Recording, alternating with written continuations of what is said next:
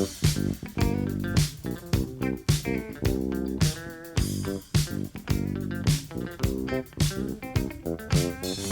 cookies. I love cookies. I love cookies. I love cookies. Welcome to Cookies, the world's most influential basketball podcast. We've got a great show for you here today. We're going to talk about Simone Biles. We're going to talk about White Lotus, the KBB Top 5, Simmons trade rumors, so much more. Andrew Kuo, how are you on this lovely Wednesday summer afternoon in New York City? I'm amazing, but I wouldn't know how lovely it is because I'm trapped in the lab. I'm off location. I'm not at my usual dwelling because I'm working really hard on this Cookies Hoops pod, man. So, some people stay in Mercedes-Benz Stadium, and some people stay in a small room with Knicks bed sheets and Knicks tapestries on the wall. In the bowels of Madison Square Garden, honing your craft. Mm-hmm. In the rectum area of my house, where the Knicks fandom lives. Where you rave and stare at Randall's. Close to the taint. It's taint adjacent. I believe you are talking about Kanye West, the legendary rapper and producer who is currently holed up in Atlanta's Mercedes-Benz Stadium. What's going on with that? I don't know. He wants it more, man. We always make fun of athletes for not putting enough work in the gym. Well, look here. Kanye West doesn't even show up or leave because he just is the gym. He's going to get a tattoo on his face that says, "I am work." I feel like he's going to come back with a much better free throw percentage. He's going to work on that elbow jumper, develop a corner three, put on 15 pounds of muscle. That's right. He's going to become less good of a rapper, but better at his ball handling skills. He's going to tape a hand to his face and shoot shots. Did you see that video, man? I sent that to some buddies from one of my runs. I'm like, this is how I'm preparing. See you guys in fall. I love it. Obviously, I love it. But it's like much cooler than like dribbling around folding chairs, right? So if people haven't seen this, it's literally like a plastic cutout of a hand looking like a kindergarten Thanksgiving turkey that's attached like a headband, so it sort of floats in front of your face as if there's someone defending you with a hand like in front of both of your eyes and your nose and part of your mouth at the same time. So there's this guy in the gym doing crossovers and pull-up jumpers just like a handprint in the middle of his face.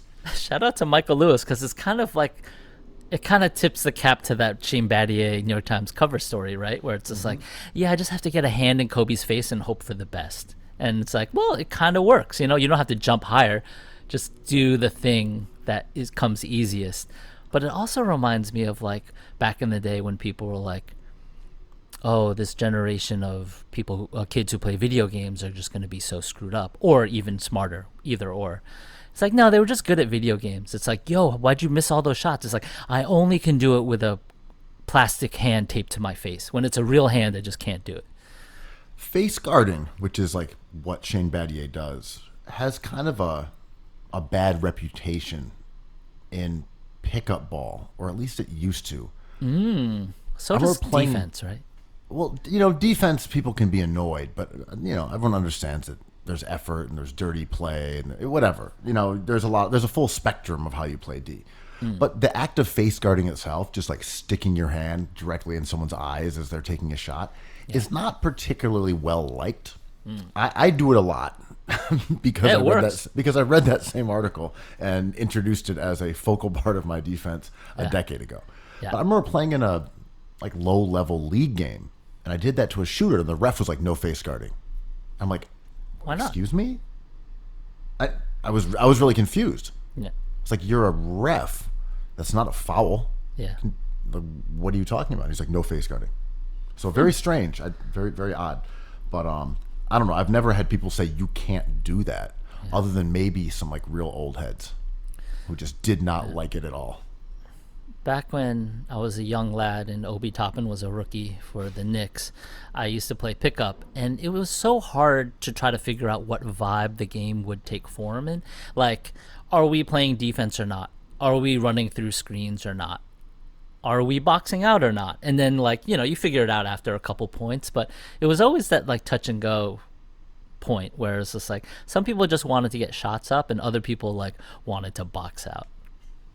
Well, even in the pros, there was an article a couple years right. ago about guys on the free throw line basically saying, all right, we're taking this one off, right? Okay, Yeah. cool. Yeah. Like, we're not going to, like, The pound into rebounders. each other and elbow and Yeah. shove. I'm just going to go back and you're going to get it. Yeah. I love that, man. Self-care. I mean, it's fun either way, and it doesn't really matter. I mean, less Jordan originalism, I think, is healthy for everybody. Being like, hey, man, can I just get this rebound? It's like, no problem. But also, this is a math thing, right? So if someone goes to the line who's an 85% foul shooter, it's like, 1 out of 10 times there's going to be a rebound. That it's going to go your direction, and the offensive player is going to manage to weasel around and get it. It's like maybe 1 in 25. Yeah. So you might say, let's relax. Let's just Yeah. eliminate that opportunity for both of us, and we'll just chill out. It's like a sunk cost for the smaller probability, right? But I want to get back to this hand. Is there something we can do in our lives to make us better? Can we want it more? Like, what if we just had like a Twitter troll app that just like bombarded us with insults? Would that make us better tweeters? I think so. What if we have the interns do all their shit posting with a hand in their face? Oh, that's not bad. Or even more gruel? Would that throw their game off if we gave them an extra amount of gruel? Alternatively, what if it was like way less gruel? Or the same amount of gruel, but way more interns. Way more interns, way bigger basin, less gruel. Same size cage, more shit posting people. Yeah, or like Smaller gruel vat. God, I don't want to get into a mass conversation, but we're so used to stuff in front of our faces. I've never been able to grow facial hair because I'm Chinese. I've always wanted to like hide behind a big ass Rick Rubin beard. Have you? What's the most facial hair you've ever had? I've never had an actual beard either. Can you grow one? Yeah, Oh, yeah, you're yeah, always scruffy. Yeah. I'm scruffy. Oh man. I keep it at scruff. Yeah. Oh, can you? Yeah, you could look like a Viking if you wanted to. If given 5 months. Is that something I should work on? I think so. I mean, why wouldn't you? What if the next time you see me, I've got a Viking beard and I'm wearing a hand over my face? Dude, if you're 7 feet tall and don't dunk, what are you doing? But So you're saying I'm letting my beard growing abilities go to waste? you're squandering your it's God-given beard. It's like growing wisdom abilities. wasted on the young.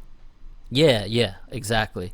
Like, I'd be squandering my God-given abilities by not eating ramen 4 times a day. So you'd like to have a hardened beard? I'd give it a shot. To be totally honest, I'd give it a shot. I don't know if it would stick, but it would be funny. I'm not sure the people around me, like my wife, would appreciate that. She has thoughts about my grooming, but I'd give it a shot. You can do a mustache though. Barely. So I tried in quarantine.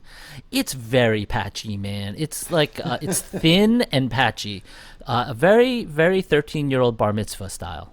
I was about to say, at least it'll make you look like a tween. Yeah, man. Not that because I look so old already, right? Like, You look so young. Is it the adolescent mustache that you're growing? yeah. Is it the patches of odd brown and black hair on your lip?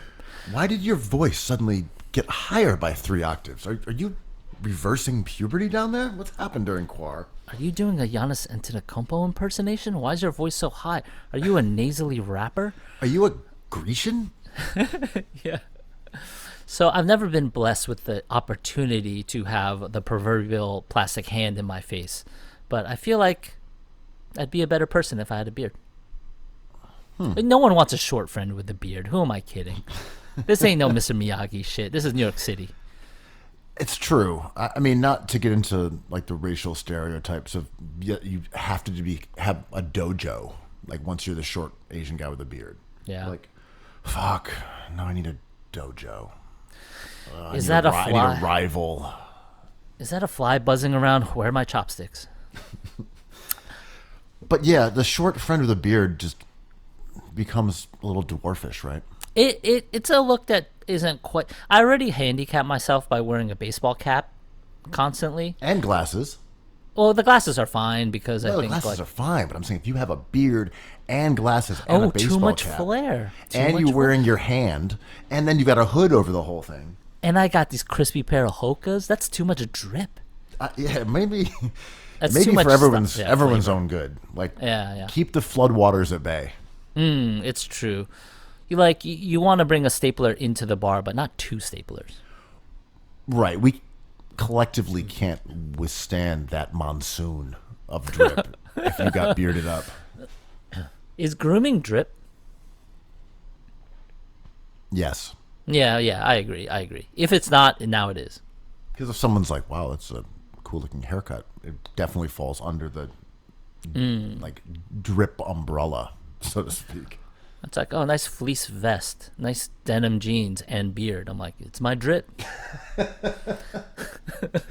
Your clothes are trash, but like great eyebrows. So do you think Kanye is gonna make a banger? I don't know. I haven't heard any of the songs that he, I guess, previewed versus it being an actual album release party, because the album was subsequently not released after he had his live IRL get together down at the Mercedes-Benz Stadium. But I like the idea of rappers doing this. I mean, yeah, it it's wouldn't have to be just rappers, but like get Busy Bone up in like the Rocket Mortgage Fieldhouse. Like, Mystical has checked into the Smoothie King Center. That's Fuck intense. yeah, That's I intense. love it. Yeah. For sure. The RX boys are in the hospital jamming out. They're working on the new prescription for bangers. I mean, Dipset, Kith, and Randall have holed up in Madison Square Garden, and they are cooking up a masterpiece. Cameron is in the taint adjacent room in the garden, waiting to unleash Purple Haze 2, 3. Jim Jones is in the balls themselves. Yo, what's up with this dropping Dipset? ball in 2. Who you got with the Dipset LOX versus? When is that again? I don't know. It's coming up, right? But like, isn't Dipset a little top heavy? Is Dipset too top heavy? Like, is Duke to God gonna bring the verses? Give me your take, and then I want to see where you're going with this with Dipset. You asked me who I had, and then you said Dipset's too top heavy. So what do you mean that Dipset is too top heavy? In their primes, assuming they're gonna revisit their primes, Cameron, all-time great rapper, maybe top 5, maybe. He's awesome. Joel Santana, very awesome rapper. Went through some shit. And then you get into like the J.R. Writer, best rap name ever, but the J.R. Writers World 3. It was pretty good. Duke to God. Jim Jones obviously hits. But I feel like they're a bit top heavy where the LOX, I don't know, the LOX doesn't have the big enough crew, right? I'm still having trouble with this take. Are you saying that the but LOX have more like crew around them to do hits? Okay, let me frame this better. If the LOX, if Styles P and Jada are taking all the shots, you're pretty good to go. If J.R. Writer wants 10 shots a game, okay. I see what you're saying. I see. My takeaway on that would be that I don't think we're going to see the ancillary members. I think it's really just going to be smart. Cam, Jim, and Jewels. Dante DiVincenzo does not even sniff the finals. Maybe you get a little taste of Hell Rel. You I forgot about him. Yep. A little J.R. Writer just to come out and do one song or something. But I don't think you're going to get much besides that very core group. That would be my approach if I was helming the Dipset versus effort. Mm-hmm. Like, yeah, you got your PJ Tuckers who do so much but don't have to take shots, right? But you get Like Freaky Zeke can redo his phone call from jail. Oh yeah, amazing. Purple Haze 2, best skit album of all time. Purple Haze 1. Yeah, sorry. 1. Very good skits. Classic. De La Soul being wiped out off of streaming platforms is kind of interesting, right? Because those are some. I love those records quite a bit. De La and Dr. Dre really like skits too. Oh, true. Do you hear the government sold Skrelly's Wu-Tang record? Did they say who they sold it to, or just that No. it was sold? That it was sold because he owes $7.2 million, and they're just trying to collect assets. But how much is that NFT worth? He bought it for 2. I couldn't find the price or the buyer. It's gonna come out. I also just really wonder, is it even listenable? And also, why hasn't Wu-Tang just made another album? Well, they're fighting now because of that, right? So everyone hates the RZA because he did that. But if you were a record company, wouldn't you just bid $2 million and you release it, and you're gonna make more than $2 million on it, right? I think so. I don't really Right? know. I would guess, but then again, you're not going to get these guys to promote it, really. You're not going to get these guys to go on tour for it. So you're like, will we make $2 million back off of album sales and Streaming? Streaming, because you also don't own any of the publishing on it, so you're not paid on that side at all. Are you allowed to play I would it? say yes, right? It's Wu-Tang. They're fucking Wu-Tang Clan. Maybe there's a bunch of nightmares on sample clearances or something. Yeah, maybe so. Maybe a streaming service like Spotify being we're not really allowed to sell this thing. Right. I just mean if you wanted to put up for sale, you'd have to clear 20 samples, and that would exponentially change the math to how much you could make off of it. Whether there's a Bob James sample, we got to pay him $200,000 for that, plus he gets half of this and half of that, and the writing credits and so forth. And that's why De La is not on streaming services, because they can't really navigate the volume of Prince Paul samples. But Prince Paul was wilding with his sampling. incredible, right? And we could have seen that it would have gotten kind of hairy, but he went for it. And Good God, De La Soul is Dead is good. But yeah, it was a barrage. Led Zeppelin and the Beatles. Yeah. Just scandalous. I don't know that if he actually. I mean, I think he did Led Zeppelin, but it was just whoever he wanted. It was wonderful. I mean, DJ Khaled sampled your favorite artist of all time, Eric Clapton, and was all over the NBA playoffs and finals. And I was like, are we back at that Led Zeppelin Puffy moment? Maybe? The most annoying blues guitar riff of all time, just to a beat. I'm like, all right. I mean, Diddy's biggest hit was "I'll Be Missing You," right? Yeah, probably. Which is just insane, really. He's just all right, I'm going to take this Sting song and kick a couple verses about Biggie over it. And put Faith Evans on it. Yeah. Yo, since you mentioned Diddy, Jennifer Lopez's publicist should earn an award, man. She is the most relevant person in our world right now. Yo, shout out to Jennifer Lopez for making the BMM credible. It's just hook up with a girl from New York City. You're back in the news, baby. It's like Rounders 2. More Rounders? Rounder? Rounders 2. Rounder. Paparazzi shot of Affleck just caressing her hindquarters. While she's laughing. Rounders 2. Yeah, Rounders 2. The sequel. It's a short one, but a good one. Anyway. But yeah, I'm looking forward to Kanye's record just because I think he's really not boring, and his whole Gap stuff and the way he's been appearing at public events I think is great. I don't agree with the things he was writing for politically at all. I think he's shifted off of that or back in. I can't really keep track. It's been well documented and talked about that he suffers from bipolar disorder, but I think as an artist, shout out to his relevancy, man. It's been longer than a decade and a half. My take on Kanye is just that it goes back to our Luger theory that you mentioned earlier. It's all of Kanye's maniac shit, all of his terrible opinions, his offensiveness. It's all acceptable when he's making slappers. Or shoes that people love, right? Or when the output Yeah. creatively is well received, yeah, then you put up with the rest because that becomes ancillary to Yeah. the product itself. But when the product declines, then you're like, wait a minute. This is a gospel album that I don't enjoy listening to. There's no heaters. And he's up there wearing a MAGA hat? Okay, that's a bridge too far. But because he's so well loved historically, people will just always give him another chance, at least for now. That may end in another 15 years. But, he's been doing this a long time. So Kanye says, new album at Mercedes-Benz Stadium. It's full of people buying, $60 hamburgers and sliders and chicken wings and whatever. And they're selling probably $500,000 in merch. They're doing their thing.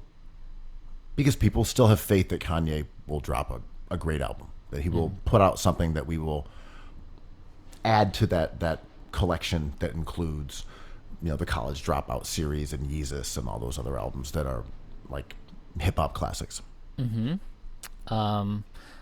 Yeah, I think he's fascinating. I think his ideas about fashion are interesting, and working at the Gap and like having feelings about Virgil and Young Thug, and he's competitive in a way that's like Jordan-esque, right? Like he's of that mold, and you're right. Like I think even his misses, like the Wisconsin record was not good, but it was kind of interesting still.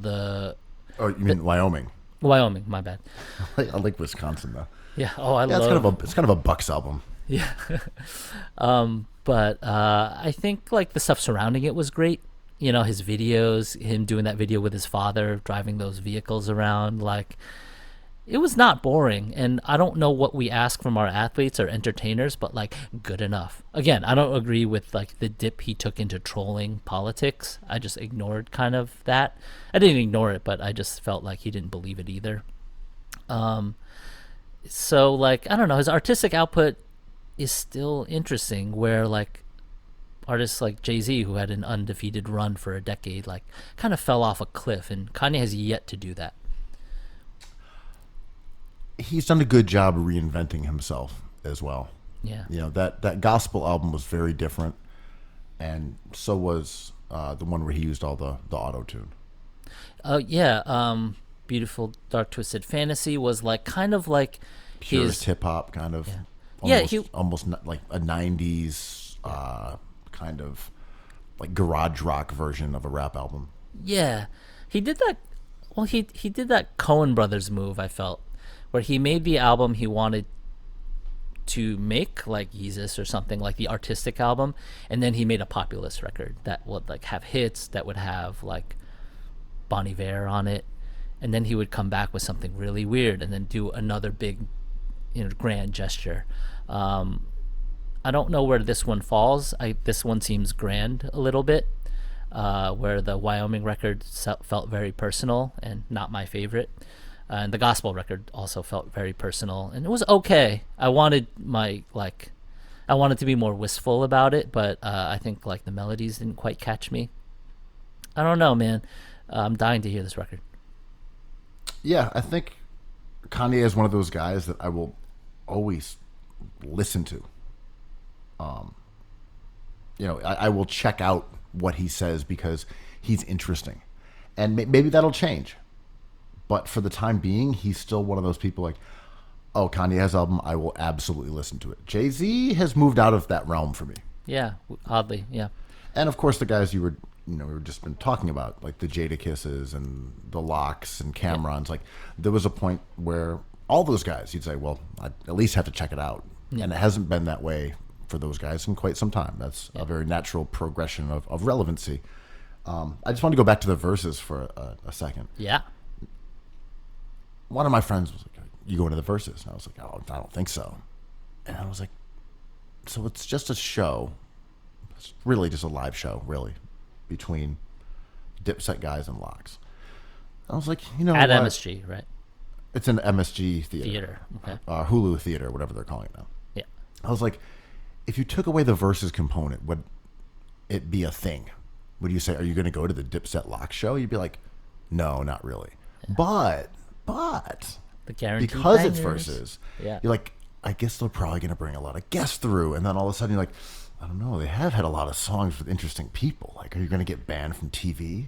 Are you going to, you're like, you start kind of thinking of all like their best 20 songs, even though you're only playing a minute and change of each one. And you're like, I don't know if they got creative. That's a lot of bangers. That's a lot of good music. I don't think I'm going to go. It's next week. It's August 3rd, I believe. But I was thinking back. I'm like, kind of an entertaining idea if it's like their best tracks, but they're also going to make sure they go and get people like, I don't know, Styles P and Pharoah Monch, The Life. Yeah. Like, good track. It does feel, I know what you mean. It does feel like a money grab, but at the same time, there's worse ways to spend your Friday. None of these, as to your point, none of these artists have been relevant for quite a while, but we still have the same love for them. These are two very beloved groups, right? Like, But you know what I mean, though? Sorry to cut you off. Where if it No. was just a Dipset LOX concert, I'd be like, no, of course I'm not going to that. But because it's wrapped in this spectacle where they're like, no, they can actually bring out people and it's this competitive element. There is something smartly creative about Versus, even if we view it as kind of like a corny remnant in some ways of Quar, right? This like time when America was shut down, so they just invented these like beat battles. It almost seems out of place in some ways right now, but it also gives it some gravity. There's a bit of competitiveness, like who's gonna win between these two groups, even though like there aren't real winners and losers, man. I know. But who's gonna win? I went to see Cameron at the High Line, I think when Purple Haze 2 dropped, and he was an hour late, not bad at all, and he came on and he went through like 4 minutes of absolute fire. It was like he had people rapturous. He walked onto the stage for 4 minutes, went through, I swear to God, 10 of his best songs.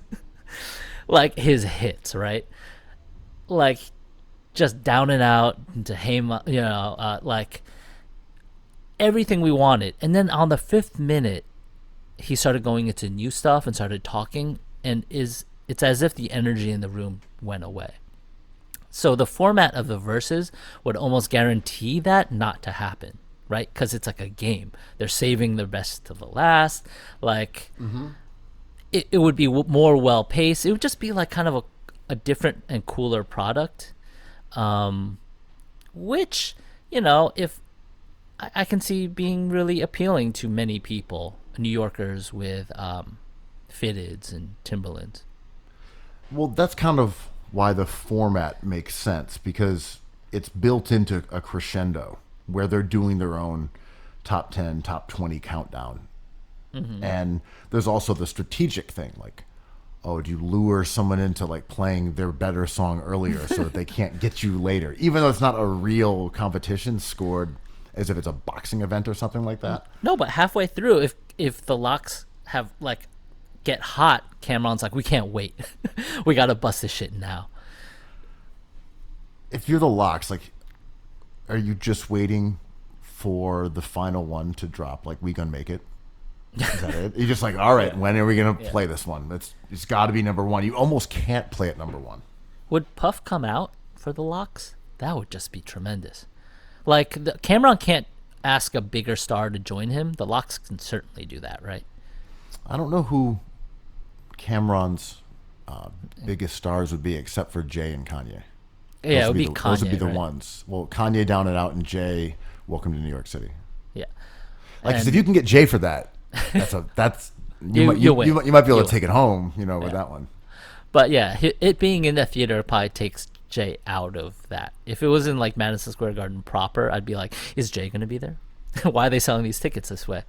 I don't know. I don't even know if I'm going to tune in, but like I will definitely see if there's jokes. I'm right? personally much more of a Dipset fan, but that's not to say the LOX Me too. don't have a lot of jams that can really appeal to a Gen X community.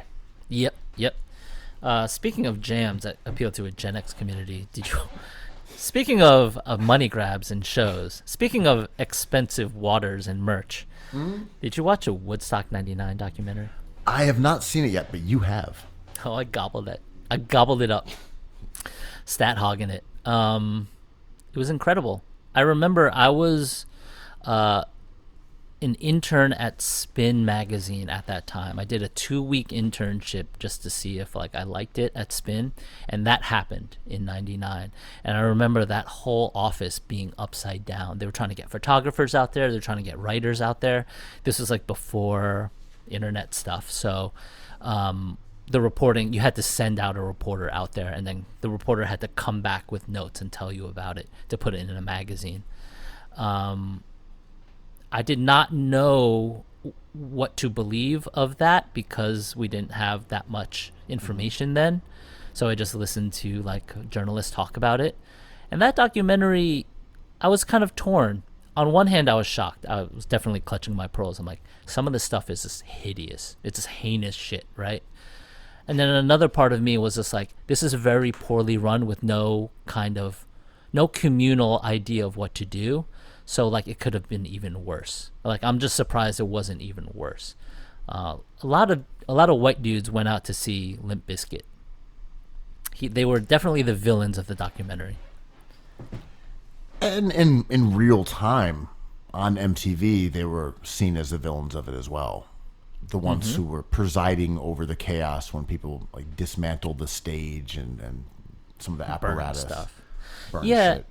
And, you know, the promoter was a big player in it, and he defended himself by saying, like, I just put the artists that I thought were worthy of that stage onto the bill. Like, you had to be good and popular, and people had to care about you. I'm like, this sounds like Team USA. And, you know, the documentarians obviously were antagonistic, but their argument was, like, but the whole spirit of the festival was lost when you just put up like the big money makers. So you have Limp Bizkit into Rage Against the Machine into Metallica, which was just like mayhem. A lot of anxiety, a lot of angst. Gen X, not Gen X tranquility, but I thought it was interesting because they tried to pin the problem on like the idea of $4 waters and not enough like free water, and so it ended up kind of being political. And the framing of it was that it was capitalism at its worst, where the original inception of the idea of Woodstock was the opposite. And baby boomers kind of ruin everything, and they all change into capitalists.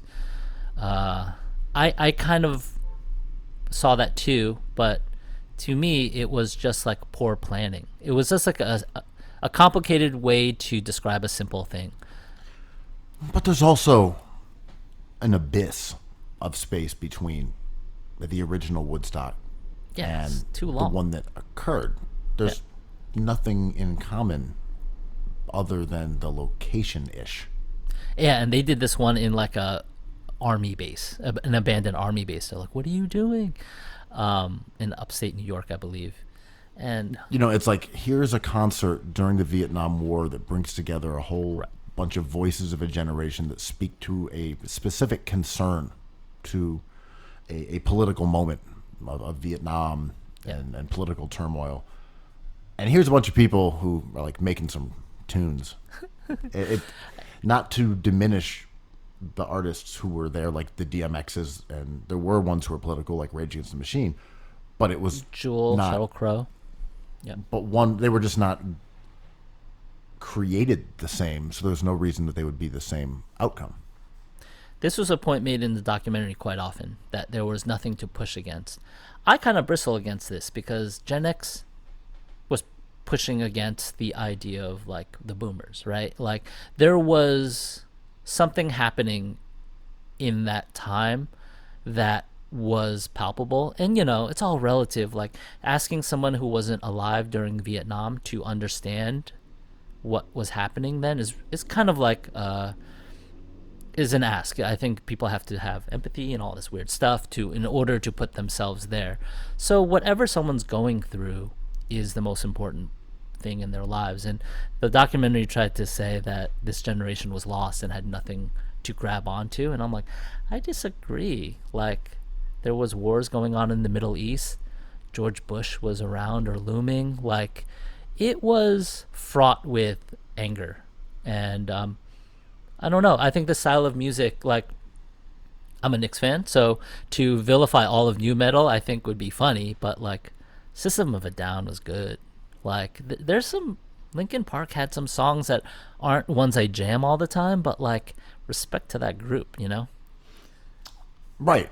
I'm with you. I'm also just saying that like Woodstock was a one vibe. Yep. And this was a bunch of rugged, like testosterone fueled, angsty music. Yeah. Like the outcomes were not necessarily going to be the same as people like kind of like just dancing in the rain and the mud of the original Woodstock, and putting a bunch of like hard ass angry groups in a lineup back to back to back to back. Yeah, it was very poorly conceived, and the outcome was kind of a little bit predictable because, like, if it was just Alanis Morissette's and just Lilith Fair, then the vibes would have probably been different. Oh, yes, very much. Just take Limp Bizkit off that bill and you have a different audience, right? But I don't know. Like, it kind of painted Coachella in an odd way, being like, oh, it's the same thing, but they figured out, like, water should be free and we should, like, diversify the lineup, but the same capitalist vibe is there. And I'm like, you know, Woodstock 99 was a unmitigated disaster, but I bet you some of those, they interviewed some people in it. Tragically, one of his, like, the death of one dude, they interviewed his friend. But a lot of the people, like, had good memories of it, aside from, like, the heinous stuff. They were like, I was burning stuff and I didn't know why, but they had, like, a weird kind of wistful recollection of it, and they were like, I'm not proud of it, but whoa, that was an experience. And I'm like, it's complicated. It's more complicated than it seems, I think. The idea that a lot of the people who were there weren't having fun is far-fetched to me. Yeah. Like, I had the time of my life. Yeah. I was up there. Durst was rocking. He had the red Yankee fitted backwards. Yeah. There was talk of Nookie. I mean, I had a 2x4 and I engulfed it in flames. Yeah. And then I just spun around saying, these are the days of our lives. Yeah. I mean, I'm talking as a bystander here because I don't like festivals bearded, at all. 6'6" man with a hand glued to your face. Yeah. Yo, the last festival I went to was like Lollapalooza way back when. And oh man, they're not for me. But it was incredible. Like, it was pouring rain. We didn't really want to stick around for the BC Boys. We were all just like frozen to the core. And the BC Boys came out to Flute Loops, and I think it was DJ Hurricane at the time, played the intro a little long. I've never seen that many miserable people brighten up so fast in my life. It was just like a dour group. Yeah, it was incredible. Sorry, it was terrible whistling. But that sample came out and everyone started jumping, sort of like at Boston Celtics games when House of Pain songs come around. Mm-hmm. And I thought it was amazing. I was sitting in the bleachers just trying to keep warm, and I'm like, okay, this is incredible. This is just incredible. And, you know, they had a good set, of course. They were at the height of their powers, but I never went to... Was that a free... It was the Lollapalooza, you said, not Free Tibet. That wasn't the Tibet one. But it was the same era, for sure. I've never been to a concert on that scale. I'm always confused. Do you, like, sleep in a tent? Or you just go there for the day? What was the plan? This is Randall's Island, so it's a day jammer. So you show up at, like, 11. You see the Booyah Tribe. And you leave by like midnight. It sucks. Everyone's just like wiped out, but I don't know. Making memories? I don't know. Oh, Red Cafe has been working on this album at Barclays Center. Let's hear it. Yeah. I've been to a couple, I guess, not anything on that scale. You've been to McCarran Pool when it's like jammed, right? Mm-hmm. That's smaller though. Those were fun, but I would not call those festivals. I've been like a smaller one of those or two here or there. The outdoor element, not being there for the day, but the overnight ones are the ones that freak me out. Yo, camping sucks, man. Like, I guess I'm a city kid, but I remember I forget what art nonprofit tried to do a sleepover event where they had art events throughout the night, and our band at the time played like at 10, and everyone was wearing pajamas, acting like they would stay. Not a single person slept there. At 1 a.m. everyone's like, we're out. It's like, but we have like pancake making with an artist where you get to draw like his paintings, and then we have like a late night like special tea thing. There was also no alcohol, so they had set up all these cots in the basement, and it were nice, and no one slept there. Are you Weird. a camper? No, I'm saying I'm not Would a you camper. would you go camping? Yeah, if it was like, That was not convincing at all. I mean, it would Yeah. it would have to be with fun people, and the people I think who are fun in my life don't really do stuff like that. I don't have a crew that goes camping or fishing, you know. Fishing sounds fun, but I have not gone camping or fishing in many years. As a kid, I went camping with my cousins, not my own family, because they lived in more rural areas, and we would go up to the Adirondacks and stuff like that. Yeah. But I remember one time we were all in these like canoes, and I was with my cousin's family, and we had 2 canoes, and we were taking all of our bags, and we're going from where you park the car, and then you paddle away, and you get to an island, and then you camp on the island for a couple days. It's just out in the middle of nowhere. You just kind of Sounds like nice. yeah, you're a kid, and you wake up in the morning and you cook an egg, and you're like, this is crazy. Yeah. Like, this is insane. We're eating eggs outside. I just remember getting in those canoes, and like my uncle being like, be careful, and like handing me like a box of tools or like the fishing equipment, and just like immediately bobbling it, like going in the water and just staring down as it like gets smaller and smaller. Oh, and then finally disappears in the murky depths, and just being like, I'm sorry. And they're like, it's okay. It's okay. Yeah. Just don't drop. Whoops. And just watching it like bubbles slowly coming up as the like box of equipment disappears to the bottom of like a 30-foot lake. My friend told me this story when she was little. She was obsessed with Breyer horses. They're like these little miniature horses, and there's a whole culture down south about it. And she had waited weeks begging for her mom to buy her this Breyer horse. And her mom finally does. They're not rich at all. They live in a trailer, and they live by a river. So she took the Breyer horse and threw it in the river just to see what would happen, and immediately was like, why did I do that? But she was like, as an adult now, she's like, I just wanted to see what would happen, and it broke my heart.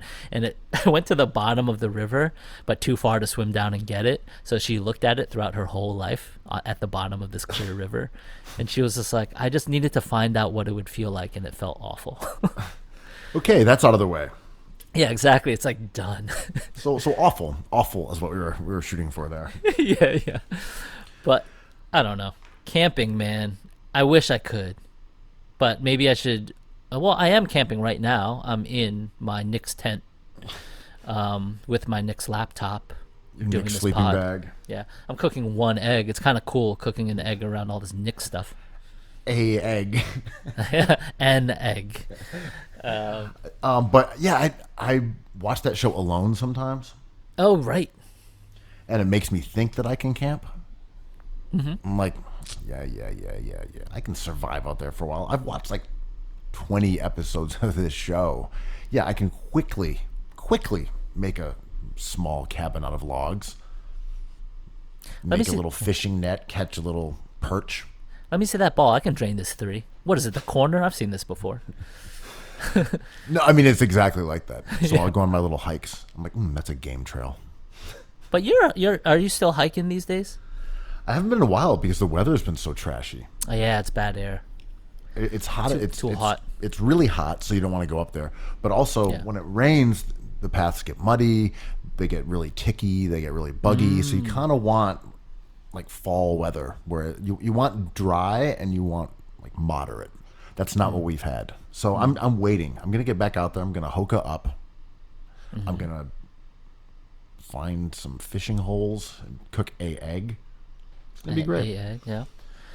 On the domestic front, not in the great outdoors, indoors, as they call it, I've been watching The White Lotus.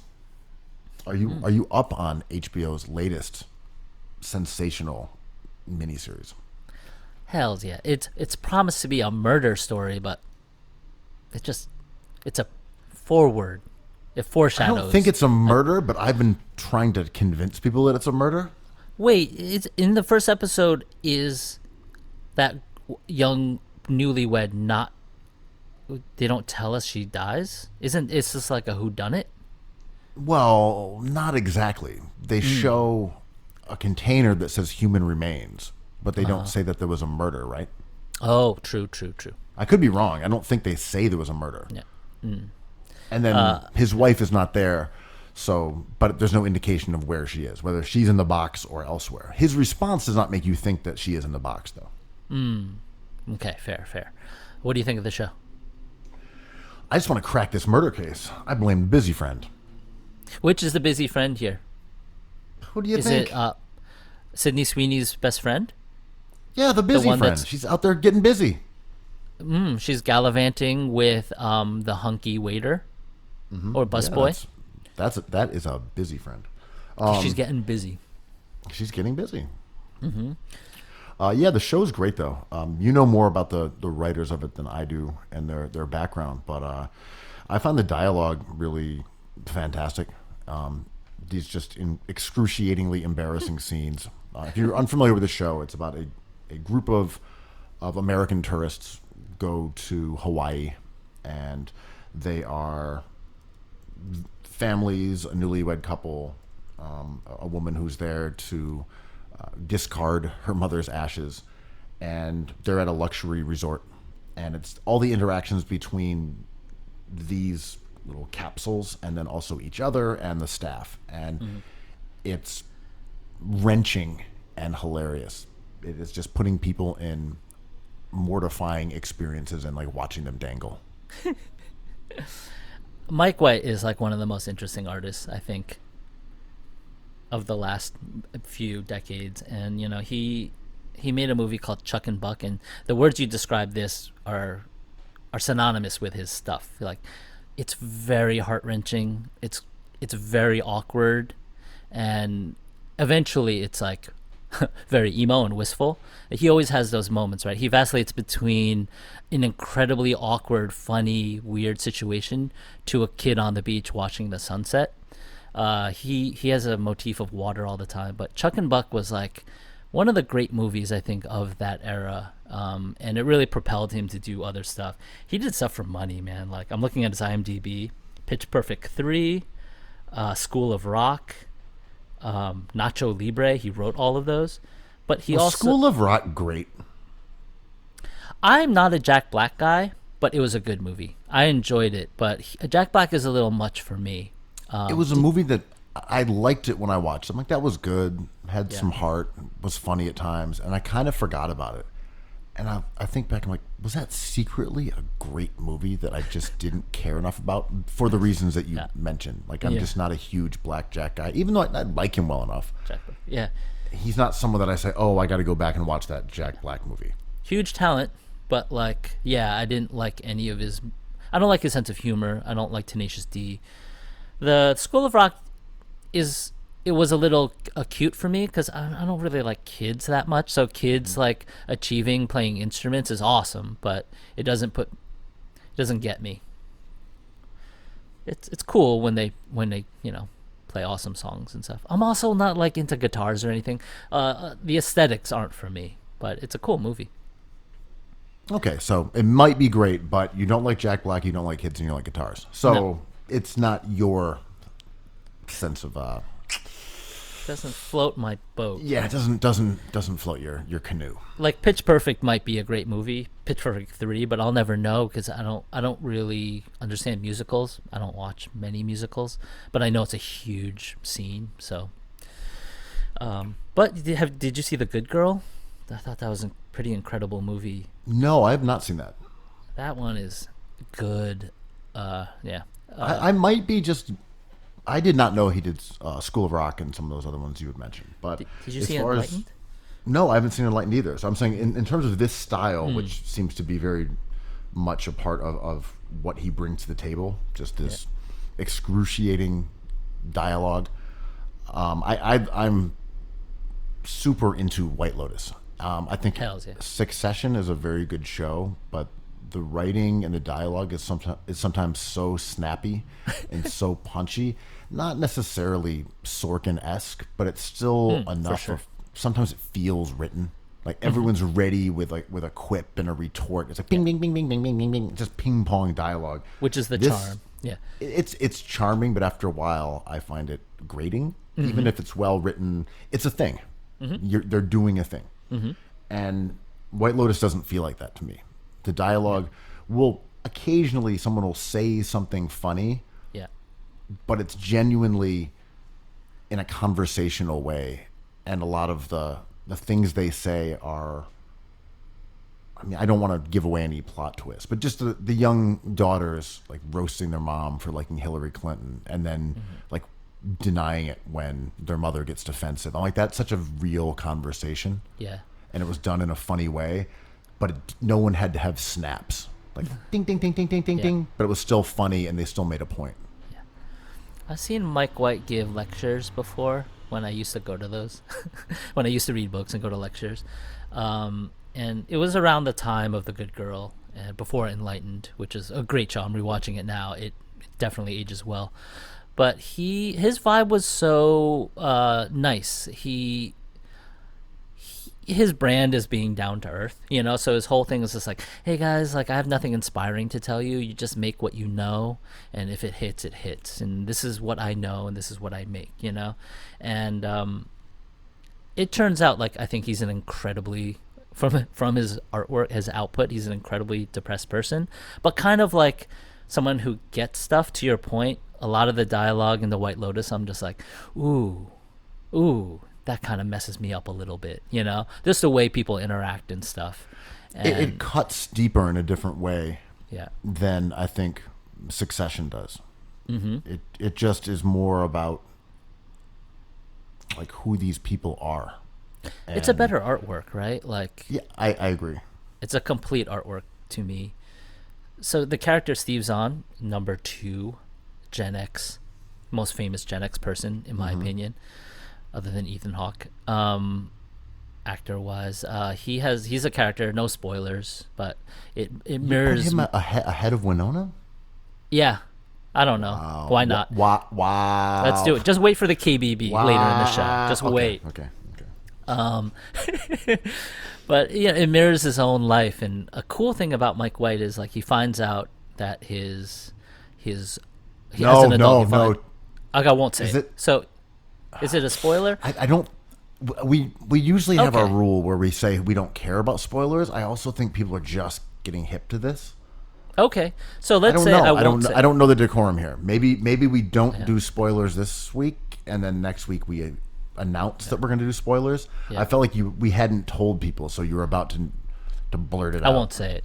So, but the longer point was, Sorry. he finds out some very interesting thing about his family, and as a reaction, it's so cool. He teams up with his father to go on that show, The Amazing Race. So him and his father are like, he's like, I'm Mike White. I write and direct movies. I'm like, holy shit, that's Mike White. And he's like, this is my father, and we went through the thing, and now we're on your game show. And The Amazing Race is not something I watch, but I think it's like the most incredible idea for any television that I've ever heard of, other than Survivor, which is also incredible. I thought that was really sweet, and it's funny, at the end of Chuck and Buck, a lot of stuff happens in that movie that goes really far out, and in the end he's at a wedding, no spoilers, and he just says it's sweet. He's eating a piece of cake and he's like, it's sweet. And I feel like that's kind of the tone of all of his movies, right? In the end, it's like there's always redemption and there's always like a transformation, and in the White Lotus we're getting that like at a really fast clip, because I don't know, I think he really nailed this one. There are some scenes that are incredibly memorable, and we're only 3 episodes in, and Yeah. in keeping with avoiding spoilers, if we talk about it next week, we will say prior to it. There are spoilers, use the timestamp, jump ahead. Yeah. But we can talk about some of those scenes because I'm sure we'll still be discussing the show. I think more and more people are getting into it. We've got Busy Friend coming up as a murder suspect for the 3rd HBO series in a row. Now, my question here is whether the busy friend in fact exists or is an alter ego for the daughter. So that's my biggest question. So keep a heads up for that if you're a White Lotus day one. Yeah. Watch out for motifs and being busy. Motifs like mirrors and being busy. Forgot a word there. Do I exist? I'm just in the bowels of my house, potting. Does the KBB exist this year? Oh, it exists.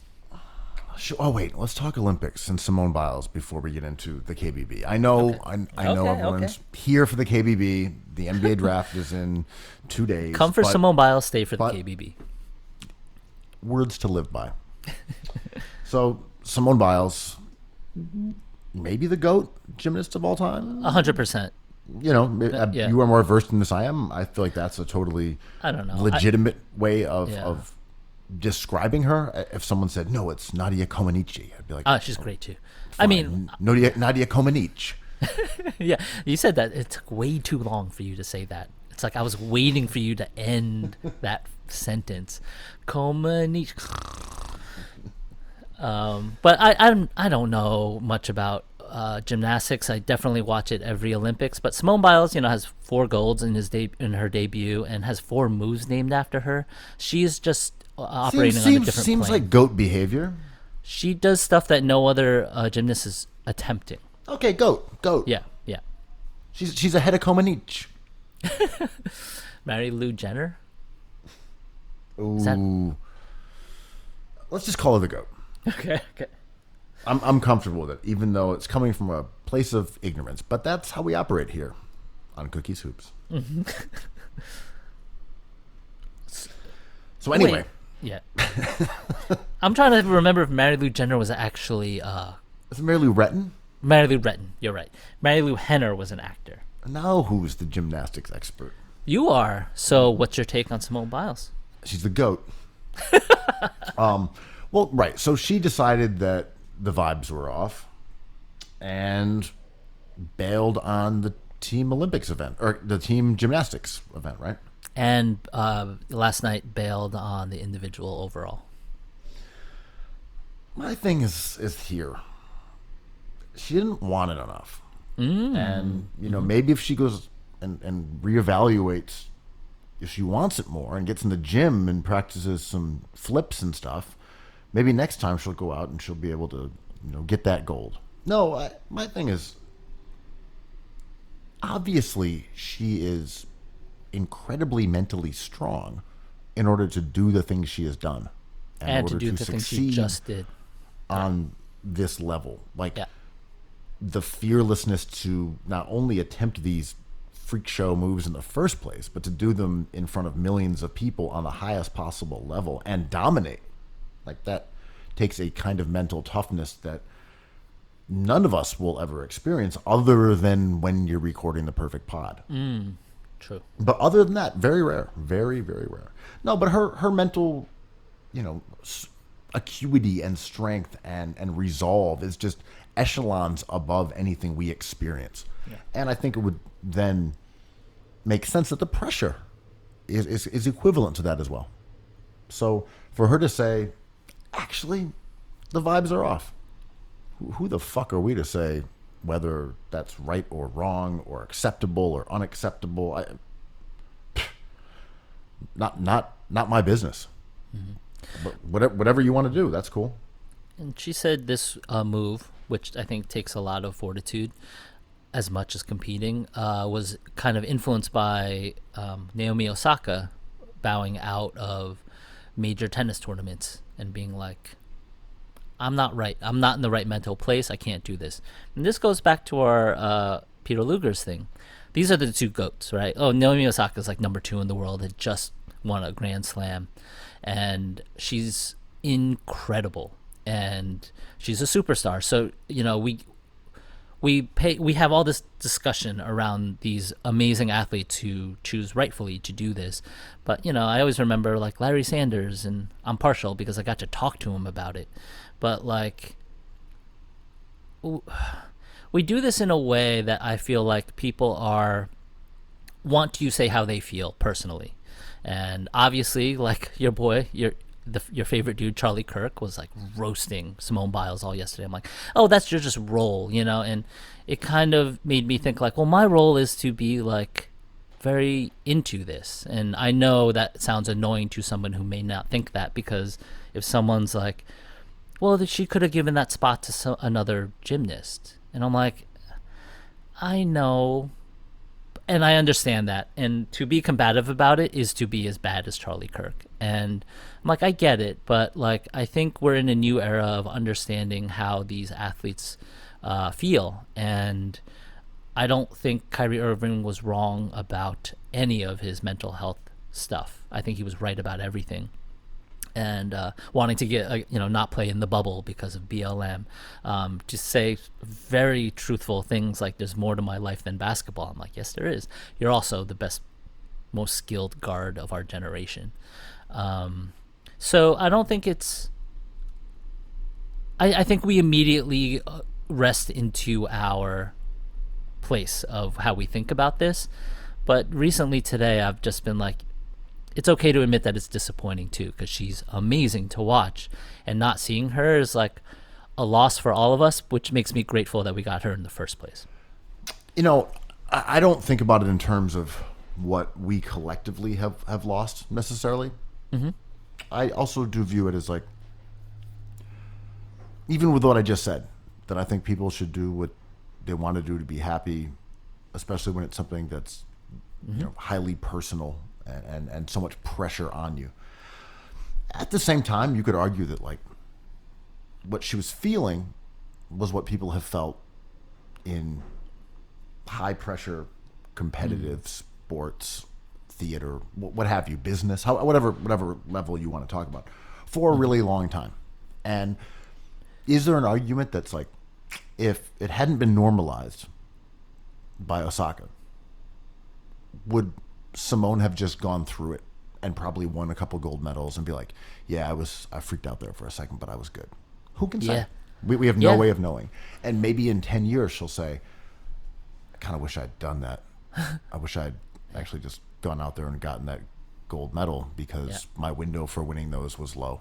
It was minimal. But maybe she won't. Maybe she'll say, I did what I felt was best in the moment, and I'm glad I didn't go through it. I might have gotten hurt. I might have embarrassed myself. I might have been unhappy with gymnastics instead of saying, I'm going to do it on my own terms. Who can say? These are all things that may not even be completely clear in 5 years, 10 years, 20 years. They may literally never be clear to her, or even we'll never in know. her most private thoughts. Who can say? Yeah. Go ahead. Sorry. I was just going to go back to what you were saying earlier about, Kyrie and Larry Sanders. And this happened in other sports as well, like Ricky Williams in football. King. But I think it can easily be construed both ways. I don't like it when someone says, you shouldn't do that, you should be mentally tougher, because you're not in their shoes. But I do also see the side of saying, well, what you're feeling is not that different from what people have felt and gone through for a long time. Mm-hmm. And not to say that they should have gone through that, but they did. And you'll probably be good as well. Mm-hmm. But you also aren't obligated to do this if you don't want to. No, I agree. It's a miracle that we get some of these people in the first place willing to go to far reaches of the world to perform for us, and a thing that I don't really enjoy is when someone like Paul George says like, yo, I'm not right. And then some of the reaction is like, prove it. Be sad then. And then when he goes out and has a good game, it's just like, is he just trying to mine some sort of like content for himself? And I'm like, we just have to stop doing that. Like, I think it is something that we're learning to do in real time that I think is great.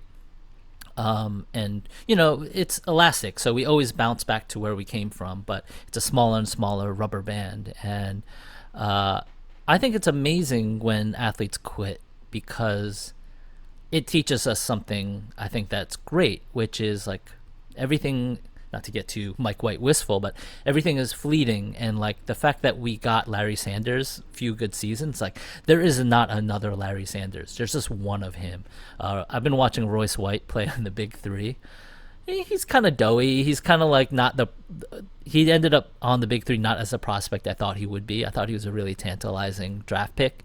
But he's very articulate. He talks after the game. He's like, yo, I talk smack. I love everyone here. I'm going to go to the dude I was antagonizing and, you know, tell him that, like, I think it was like Miles Austin. Is that his name? The guy with Marfan syndrome who was not allowed to get drafted in the NBA? Isaiah Austin. Isaiah Austin's right. Yeah. And he was just like, yo, it's all games. I got to find him and talk to him because, like, we're in this together. I'm like, this is a smart person right here. Are you watching highlights of yourself drain shots? Is that the same video you sent me? That was of you draining the shot, right? It was, but I turned my phone on to check the time, and a video started, the one I just sent you, of me making a shot. Sorry. So not to pull the curtain for our loyal, amazing Patreon subscribers, but usually when me and Ben get recording, Ben will be like, you ready? And I'll be like, I'm ready. It's like, you got your game face on? I'm like, I want it more. Instead, today you sent me a clip of you draining a three from the logo. Yeah, logo B. And the video was so grainy, and there was a wide angle shot like the Beastie Boys, and there was a bunch of like guys that kind of looked like you, like tall white guys. And I was trying to find if you had made the ball saving pass to the shot or if you had made the shot. You made. No, the I shot. was the hero. I was the hero of that clip that I just inadvertently played the audio from while trying to check the time. Anyway, but to your point before about the joys of quitting. I guess the only pushback against that would be... Oh, there's many. Well, to what I was saying before was that you can make it through this, and your window for earning income and being a superstar is like, it's tiny. It's finite. And that you will not have this opportunity when you are 35. And then you've got another 50 years to which you can think back and say, I don't know, maybe I should have just played those 2 seasons. But maybe not. Maybe not. So I think the other side and the other side of this, though, is that they have no obligation to us, the public. None. And the idea that someone would walk away from their high-paying job or glamorous job to do something that they wanted to do outside of that, or just to quit, or just to say, I'm done, is romanticized everywhere else. This high-powered executive quit his job, making $7 million a year, to travel by canoe around the Adirondacks. And everyone's like, that's so cool. That is so cool how he did that. With an athlete, you're like, a loser. I mean, I agree. And I try to put myself in the other way of thinking, and sometimes it's just like, athletes do talk about this sometimes, being like, I'm playing for more than just me. I'm playing for my country. I'm playing for my team. I'm playing for my teammates, my city, right? And like, we love all that jargon. I love that. I love it when a player like Julius Randle's like, I wanted to come to New York. I'm like, yes, chopped cheese, let's do this. So one could say, and I don't feel this way, but one could say like, well, there's an obligation to support your team, because with Simone Biles, the team wins a gold. Without her, probably it's tougher. I do also believe that a bit too. Yeah. That you should weigh your commitment to your team, and I'm sure that they did. Yeah, and it was okay, and they weighed it. When I'm bringing the ball up the court late in the game, when I pull up from the logo, I'm thinking about what could help not only me and what could make for a good video clip, but what could help my team. The little guys. So our exceptional athletes, and we're only talking about the exceptional ones right now, right? Like, we're not talking about like you're talking about CEOs quitting, but what about like the not CEOs who quit? Like, we frame this in different ways. The Nazis, not CEOs, the Nazi not CEOs. But I think like this is a really nuanced conversation that has case by case, right? And Simone Biles has nothing else to prove. She's the GOAT. And Naomi Osaka also doesn't have much to prove. Like, if Giannis... The thing is, these are just more extreme versions and more public versions of what people do every day. When someone says, you know what? I'm quitting my job and I'm just going to like take some time off. I'm sure you've heard many friends say that kind of thing over the last couple of years in particular. You know what? I'm done with my job. Don't want to do it anymore. I'm just going to take a little time off and figure things out. It's like the, workforce dilemma confronting America right now. Yeah. Is people saying, I'm not sure I want to do what I've been doing. Oh yeah, it's real. Like blessing in disguise, right? If there's any glimmer of optimism from COVID, it would be us reevaluating how we work. And I always say this, but putting happiness into the equation of your life, right? It's like, well, I got to work and then support the people around me. And I'm like, what about your happiness? It's like, that could not be a part of the equation. I'm like, it should be. Your happiness is important to everyone around you. And that happiness can take different forms. I know people Yep. who take jobs that are not that creative, that are not something that they were passionate about, but because they are stable and it allows them to have, a schedule, that they have certain days off, they have their benefits. And like, no, I'm content doing this job that I don't like, and I'm going to play out the string doing that. I'm going to get my 401k. I'm going to have a pension, and that's cool. I'm going to raise my family. I'm going to take my time off. This works for what I want to do. Yeah. And then you also have people who are really successful who say, you know what I want to do? I want to start a shoelace company. I'm going to make bow ties. You're like, also fucking cool. Do what you want. Yeah. My main Simone Biles takeaway is that I just don't care.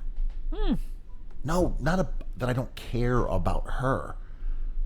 What she does, do what you want. I can't conjure up emotions towards it other than like, if you think this is what will make you happy, then do it. When Kyrie doesn't, go to Nets practice and goes incommunicado for 4 days, 6 days, a week, 2 weeks, I'm like, great. Do what you want. I just can't care. I like it because these people like Kyrie and Naomi Osaka and Simone Biles are actively trying to change a culture. Like, they are not just doing this, they're declaring a different way of thinking. And I love it because we're kind of like shifting. We're inching towards a new middle. And Kyrie just doesn't go off into his Knicks cave to pod. He talks about it and he tells you why he's doing it and why everyone else might be wrong about it. And whole cities might be wrong about it. I'm with you that I like they are doing it. And I like that they have the freedom to do it, and I like that it runs counter to a very like boomerific approach to sports, which is not viewing athletes as humans. So I do absolutely like it in that regard. But I just mean, when they say they're doing it, my main response is cool. The optics of it and the discussions it raises are really interesting to me. What they're individually doing it for, I'm like, whatever you want. Yeah. Whatever you want is cool with me. If you want to go back and play, that's cool. If you don't want to play, also cool. If it was the NBA Finals and my favorite team is in Game 7, and someone I was like counting on, oh, this guy, we need him. He said, yeah, vibes are off. Not going to play. I would not be upset at all. Not like one iota. Fascinating, right? I mean, people would be. A lot of people would be, but I would not have any animosity at all. I'd be like, all right then. Like, okay. And it's only fascinating to a point. If a lot of other people start doing this, we're gonna have a different conversation, right? And like I fell into my own trap on Twitter. I was like trying to list all my favorite athletes who like stepped away, like Barry Sanders, or talked about this, like Kevin Love or Paul George. And I made the mistake of listing people because like I'm assuming, like to your point, I feel this. Every single one of these dudes feels like it. I remember when I was like when I was around the Knicks team during Linsanity, and people were, I would talk to players about other players and like, he doesn't say much, man. He's kind of quiet, I'm like, oh fuck, is he okay? And like, we don't know. We don't really talk to him, and he has no entourage. And I feel like we don't know what's going on. And in that list, I put Ben Simmons in that list. And I just, what I think about with Ben Simmons is like, I think he's like stronger than I am mentally by a zillion times.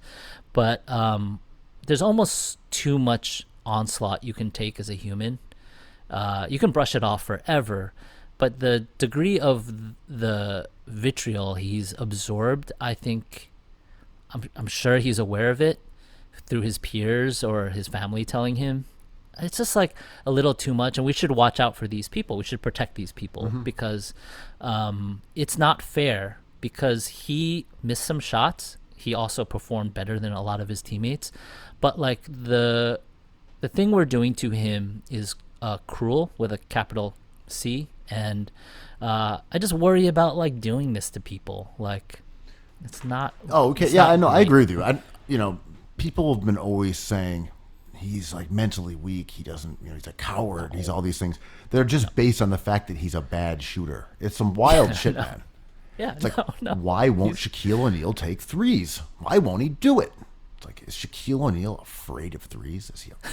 What is wrong with him? Like, he can't make them, man. He's a bad shooter. And that's informed everything. I mean, it even goes to the outrage theater that we saw a couple days ago, where it's like, Ben Simmons hasn't been in contact with the Sixers. Like, it's just outrage theater. Like, leave the fucking guy alone. Does he have the courage to contact his team? Like, he's on vacation, man. He hates you guys. Leave him alone. I mean, seriously, man. Like, anecdotally, when I've tried to reach out for interviews or quotes during the offseason, teams have said, we're not in communication with these guys. We don't schedule anything for them. And to be honest, we don't even know where they are. We don't know what city or state or continent, country. We don't know where they are because they're off the clock. It's like asking your boss, well, have you talked to your employee this Saturday afternoon? And like, well, no. Why would we?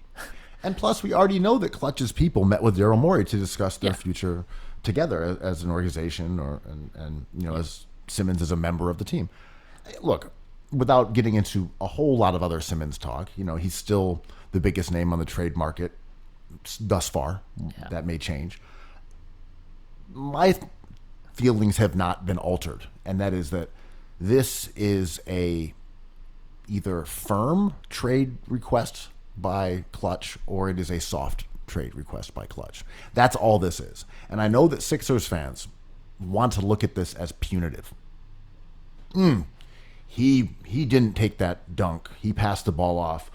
He wasn't looking to score. Ship his ass out. And Daryl Morey's like, yes, sir. Right away, sir. I'll get him up on the trading block immediately. Watch me do what's this. happening here. Yeah, no.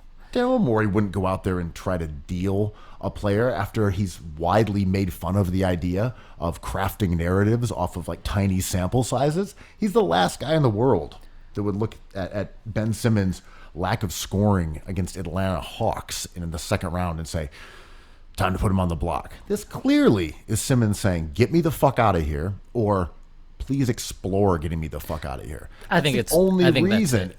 And I think Morey's doing that too. It's like, well, like, what can I get? And he's like, not that, not that, not that. I'm saying it just really comes down to, does Ben Simmons really want to go, or is he like explore and see what's out there? Yeah. Because if Simmons is like, and Clutch, I'm using them as like one entity, go to Daryl Morey and say, we're not going to make a public trade request because we did that with Anthony Davis and we got burned. Yep. You also don't want us to make a public trade request because it would push down his value. So let's say you're going to go out there and try to get him traded, but we're going to keep this on the low. Yep. That to me is the most like reasonable course of events here. But Daryl Morey, watching the end of that Hawks series that Doc Rivers spiked into the toilet and say, all right, time to ship out Simmons, that doesn't make any sense.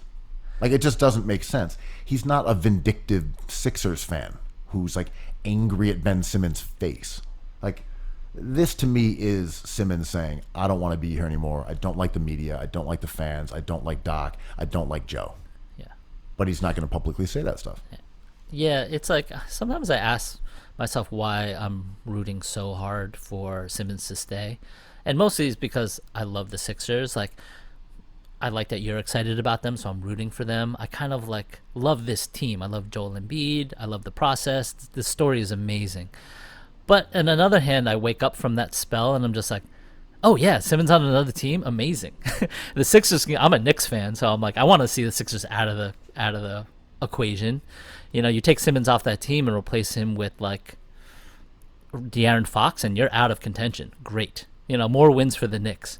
But let's see what happens. I think he probably will get traded. But as we said, Daryl Morey's no dummy. I think so too, and I think that the reason he will get traded is because he wants to be traded. And if you're Daryl Morey, you can look at the situation and say, well, Ben Simmons' relationship with the fans is already fractured. He's a good young player. He thinks we tried to trade him for James Harden earlier in the season. Like, maybe it's not worth repairing this relationship, and we can just put him on the trading block. And even if we lose a little bit in terms of our window, maybe we lose a little bit in terms of right now, we can still be fine in a contender for the next 5 years. We got Joe. We'll get a good piece back for him. Okay. That to me is the pragmatic response. Simmons is mad. He's upset about his treatment. He doesn't want to play in this organization because the fan base and media have treated him so horrifically. I get it. Maybe a clean break is the best. I can go either way on this. How many championships does Hero, Bam, and Ben Simmons win in day one culture, Miami Beach?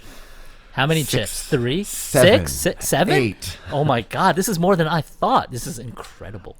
But yeah, me as like a Simmons apologist, I'm just like, cool. Get him away from Doc Rivers. Get him away from this media and this fan base, and let him just live his best life. Let him thrive. He doesn't need to be like babied. He doesn't need to have fans looking over his shoulder every time he's like hanging out with one of his like Instagram like honeys. let the guy live.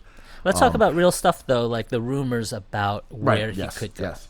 So, well, I was going to say, so there's a rumor today that he may be headed for Miami as a Miami day one. I find that interesting. I heard this last week. I heard a rumor last week from one of my sources that just said Ben for Jimmy. That's So what I said. weird. So weird. And I kind of laughed at it, and so did they. They were like, yeah, I don't know. I don't like that for Seems either weird. team. Well, I think that was the initial response. Yeah. It was like, well, that doesn't really factor in. Yeah. But when you take it apart, Yes. Simmons for Butler has a little bit more logic to it. Yeah, for sure. Go ahead. Let's hear some of this logic, Kuo Dog. Well, I think Jimmy Butler is a complete player, and his timeline, it kind of lines up with Joe's more than it should, because like Joe is kind of like, it's the miles on his feet, his injury proneness, and Jimmy is a creator too. So you're not, and a defender, so you're not really losing that much there. I'm more surprised at the Miami end. As Philly, I'd almost welcome that more. As in the Miami sense, I'm surprised because you've built up Jimmy Butler as this kind of emotional core of your team.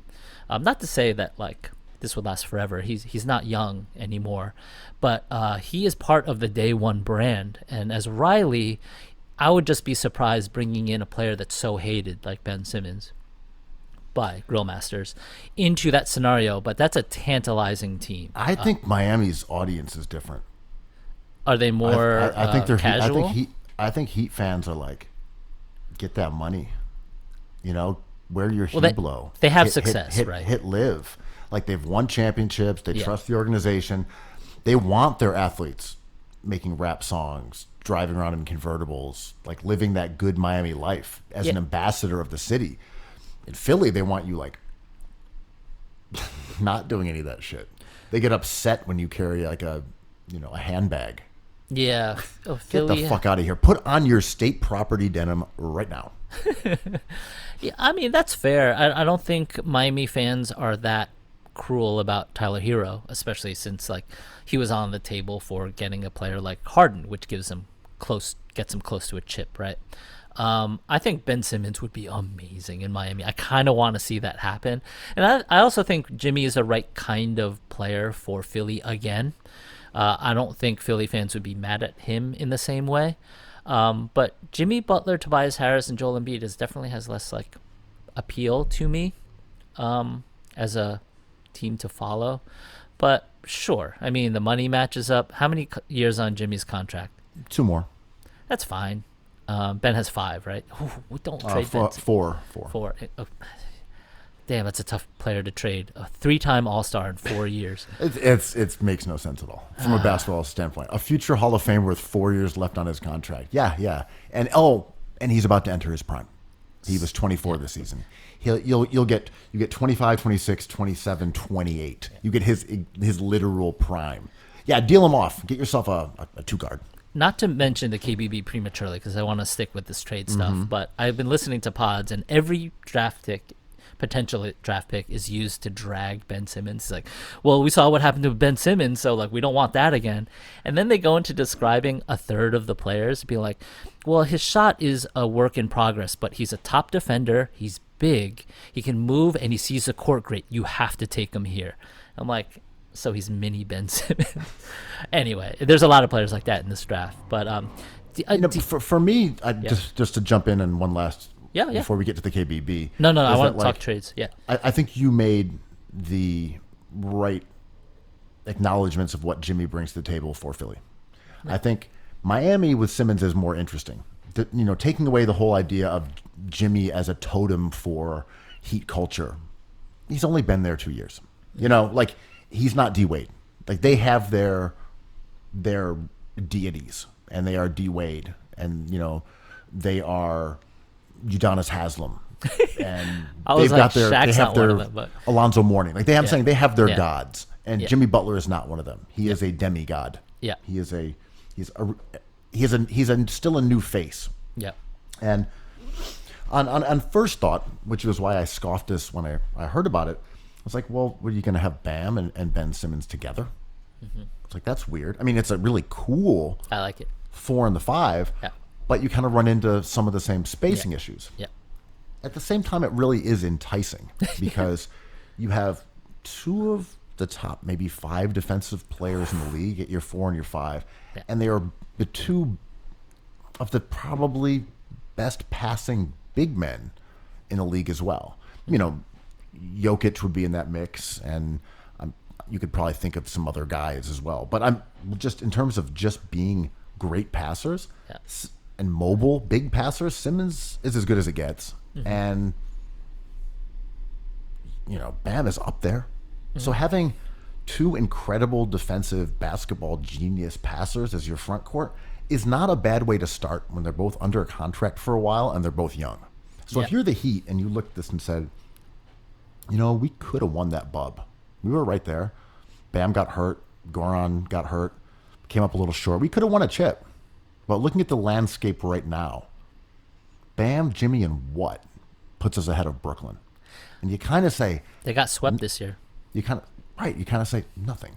Yeah, nothing. Exactly. There's nothing we can do short of trading for Lillard, which we can't do, or short of trading for, I don't know, Beal. But you're going to give up Hero and some picks for Beal? They just don't have a lot of moves left. Yeah, I agree. They missed that Harden window. That's the one where they should have struck. And I think Miami at least may have to reevaluate this and say, how do we compete with Brooklyn? And is Jimmy Butler part of that equation? Mm-hmm. And I don't know if he is. So maybe you say, if you're Miami, it's just speculative, we're going to get Ben and we're going to get Bam together. We're going to see if that works. But either way, that gives us like a 4-year window right now instead of a 2-year window. Mm-hmm. And we're okay with that. Or maybe they got more nefarious plans here. Maybe they're like, hey, we got a Bam for Lillard deal.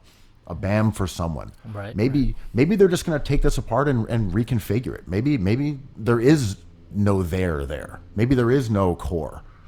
Who can say? Yep. But I found that news interesting today, considering it had been mentioned and kind of dismissed last week. Yeah, I mean, that's the most interesting thing I've heard. De'Aaron Fox, I think, is a nice player, but I don't think he's a star quite yet. Shooting issues. He has trouble reading offenses. He's fast as hell. He's awesome. I'd love him in New York if he's available, but I don't like that trade for Philly if they want to win a chip. Lillard, he hasn't announced that he is demanding a trade quite yet. We expect it, but he hasn't done it. So he might just be posturing a little bit. Yeah, there were also some Toronto rumors that were about Van various Vliet, combinations of OG. Van Vliet, OG, Draft maybe pick. Siakam, draft pick, stuff like that. If I I'm mean- Toronto, I think Simmons is a really, really enticing target for a rebuild, but you'd want to keep Van Vliet. Van Vliet is, you know how much I love him, but Simmons and Van Vliet is the objective there. I think fans want to swap fantasy like star for star too much. You don't have to trade your star for a star. Like we saw that with AD. I mean, Ingram's nice. He made an all-star team, but he's no AD. AD was had for like stuff. And I think a lot of superstars can be had that way. So like James Harden was had for stuff. Jared Allen, you know. Well, what's interesting is where does Morey stand on this? Is his hand forced into trading Simmons because he doesn't want Simmons to make a trade request or like sit out and say, fuck this, I'm not even having anything to do with you. I'm going to sit here in LA and get fined until you deal me?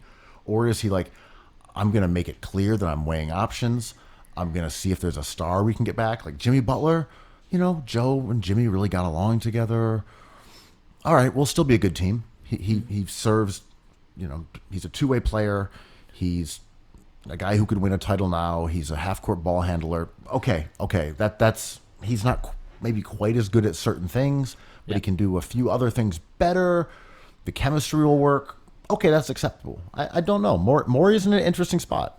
Like, will he get bullied into a bad trade by the fan base being mad at Simmons and Clutch perhaps wanting to see a move made?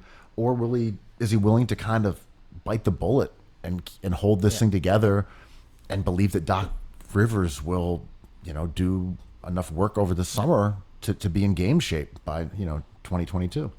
It's funny, like I'm in the bowels of Sixers brainwaves, but it feels like your Simone Biles take, right? Like I think the rest of the NBA fan base is like, oh, we just don't care what you guys like. You guys are hooting and hollering like we don't care. Are you gonna deal him or not? It's like, whatever. With him, you guys were the best team in the East. Without him, you might be again. Whatever, you know. And I would agree. This whole like inter-family drama of Sixers fans being like, I can't with him anymore. He broke me. You know, shut the fuck up, B. yeah. Like, excuse me? Yeah. You this is the final straw. You've been blaming him for all of the team's failures for 3 years, and because he dished the ball to Thibault instead of going up for a dunk, a line has been crossed, and now you're blaming him again. Just stop. Just Simmons stop. Grow up. broke me. Simmons broke me. I'm like, yo, guys, man. I mean, Oh, you not thought to be, this team was going to beat the Bucks or the Suns with Doc Rivers? Like, grow up. Yeah. And respect, you know, mental health. Like, if the team did break you, I respect that. I was wishing for a championship too. Respect. But I'm a Knicks fan, so, like, I got my own. Can't even follow the draft this year. I've been broken by Ben Simmons' lack of scoring in the fourth quarter against the Hawks. If the Sixers Broke keep me. Ben Simmons, I'm not going to go to another game. I don't know that I can watch the sport of basketball again. It was too traumatic.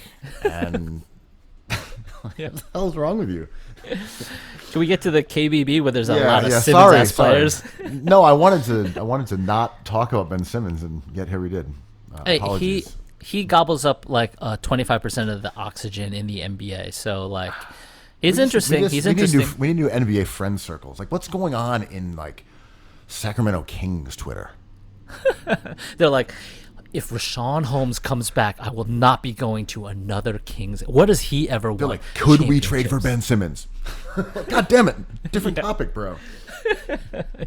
The Knicks, right? If Julius Randle gets a max contract, I'm never going to the Garden to see Dipset versus the Locks ever again. Buddy Hield broke me.